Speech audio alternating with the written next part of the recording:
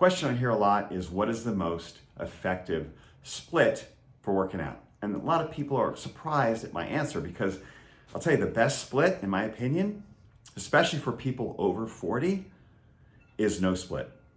That's right, it's a full body workout performed 3 times a week with a rest day in between. So like every 48 to 72 hours, do another full body workout. Why? Well, because the frequency of stimulation for building muscle, for that muscle protein synthesis, to stimulate muscle growth or muscle strength,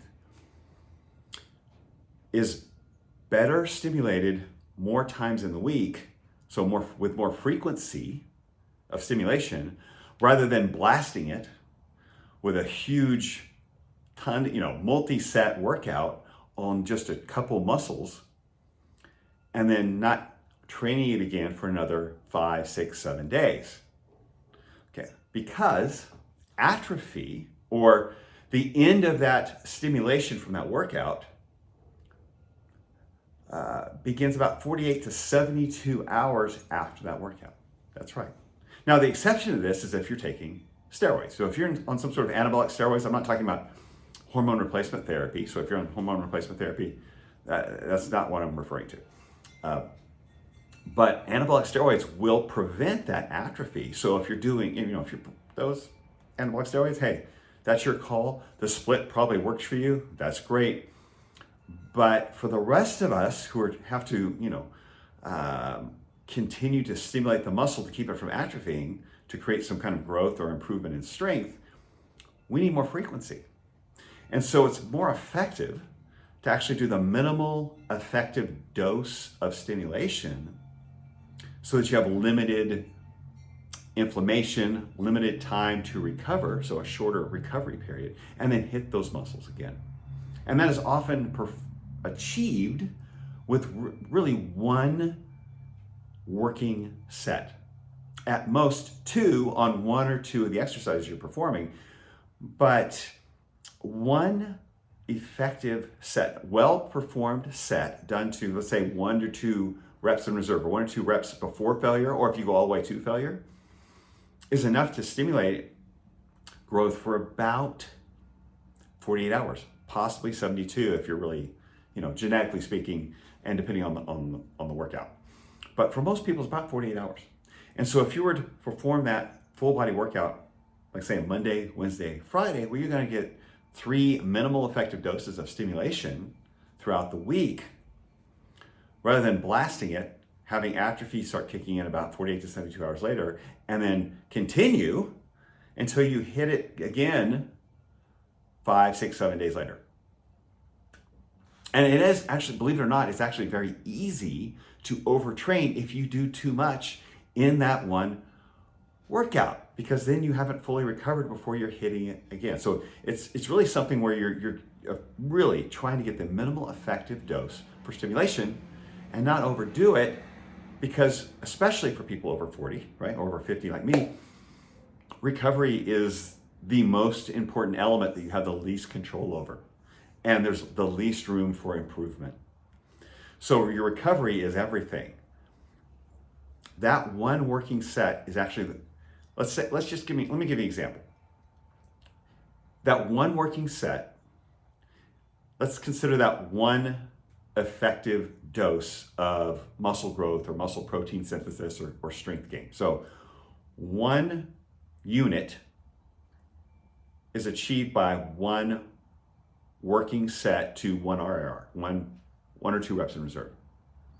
To achieve 2 units of that same stimulation, you would have to do 5 more sets. So 1 unit is achieved by that first set, 5 more sets, so a total of 6 sets to get 2 units. Does that sound very efficient? No. So to get 2 units, you have to create a lot more stress and inflammation that you have to recover from before your next workout. You're going to have a lot less stress and inflammation from 1 set, but you're going to get an effective dose of growth or stimulation. Believe it or not, this is how the bodybuilders worked out back in the 1920s, 30s, and 40s before steroids came into the scene in the 1950s. They would do a full body workout with about 9 to 13 exercises, 1, occasionally 2 working sets per movement, depending on what their focus was. And then they do that 3 times a week. And these are the guys that were working on Venice Beach. They'd end up in movies. They were the bodybuilders of the time. And it was full body workouts 3 times a week. Later on, the one split that did come onto the scene was maybe like a 2-day split. So like an upper body or lower body split, like a Monday, Tuesday, and then a break, rest day on Wednesday, and then Thursday, Friday, or Friday, Saturday, you do another upper body and then a lower body split on another 2 days. But the majority of them, it was a full body workout 3 times a week, 9 to 13 exercises with 1 effective, well-performed working set per movement. Now, they did warm-up sets to make sure that muscle was ready to go, but those aren't effective sets. Those sets don't stimulate growth unless you get to that point in your set at which, no matter how hard you're moving it, right, you're getting close to failure. And when the set starts to slow down, no matter how much power you're putting behind it, your force or your effort hasn't changed, but the bar speed starts to slow down. Those are the effective reps. Those are the reps that stimulate muscle protein synthesis, because they're getting the proteins in the muscle to start creating cross bridges. And the formation of those cross bridges stimulates more protein to go there. So until you hit those effective reps, you're really not stimulating much. You might be burning calories, but you're not stimulating growth. So if you can stimulate growth in that 1 effective set, even after a couple warm-up sets, you've done it. You've achieved a unit of growth stimulation. In my opinion, it's time to move on and hit a different muscle group. Now, you can have, say, 2, 3, maybe 4 movements for particular, pushing movements, maybe 3 or 4 pulling, 3 or 4 leg, or if you want to do, if you include arms with that, so maybe like an overhead, maybe a chest press, maybe kind of chest fly, and then a few different pulling, like a pull-up, maybe some rows or some shrugs.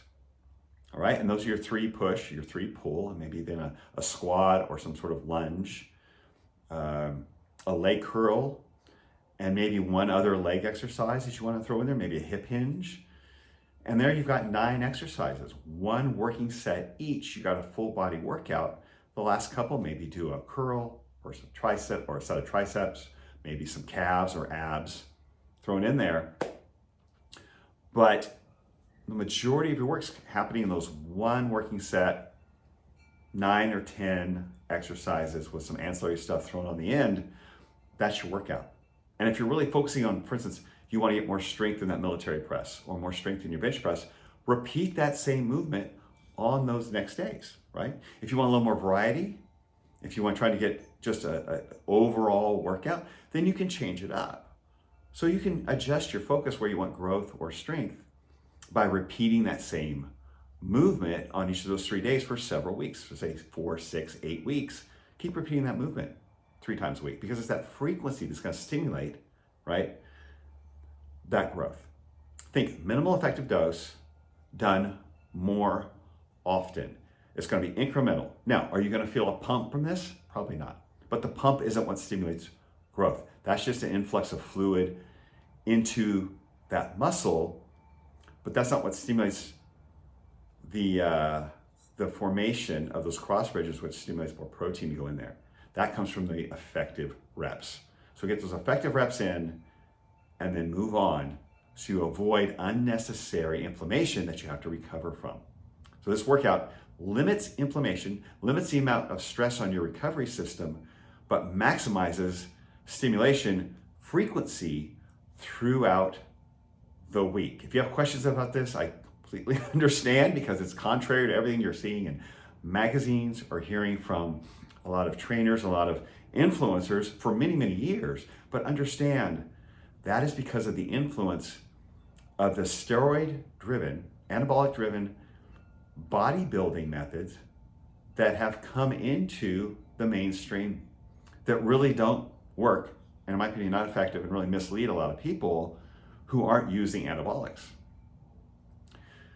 So again, any questions, feel free to hit me up. I'm happy to answer them, but give this a try. 1 effective set. After your warm-ups, 1 effective set to maybe a 6 to 10 rep range, 1 to 2 reps in reserve, or 1 to 2 reps short of failure, okay? to get that stimulation without the added or unnecessary inflammation. 9 to 13 exercises total, one working set.